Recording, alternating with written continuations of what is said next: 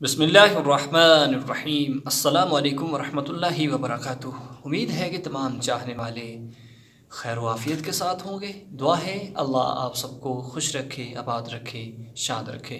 اللہ رب العزت آپ پہ بہت سارا اپنا کرم فرمائے۔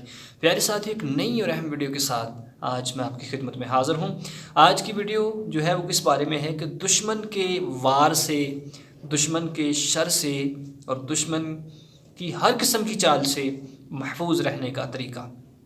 ایک بہت ہی مجرب اور خاص عمل ہے کہ جن لوگوں کی دشمنیاں ہیں وہ ضرور اس پہ عمل کریں اور اس دعا کو یاد کر لیں، یاد کر کے پڑھ لیا کریں۔ جب بھی خوف آئے، ڈر لگے تو اس صورت کو یا اس دعا کو پڑھ لیا کریں۔ انشاءاللہ ایک چھوٹی سی دعا ہے جو نبی کریم صلی اللہ علیہ وآلہ وسلم نے اپنے اصحاب کو سکھائی۔ اس دعا کے اندر بہت ساری برکت ہے۔ صحابہ اکرام اس دعا کے بارے میں فرماتے ہیں کہ جب ہم اس دعا کو پڑھ لیتے تو دشمن کے سامنے سے گزر جاتے تھے لیکن دشمن کو پتہ تک نہیں چلتا تھا۔ اتنی پاور ہے اس دعا کے اندر۔ تو پیارے ساتھیو، آئیے آپ کو وہ دعا سکھاتے ہیں۔ اس سے پہلے اگر آپ ہمارے چینل پر نئے ہیں تو چینل کو سبسکرائب کر لیں اور ویڈیو کو لائک ضرور کر دیں۔ اور پیارے ساتھیو، سماعت کیجیے وہ کون سی دعا ہے۔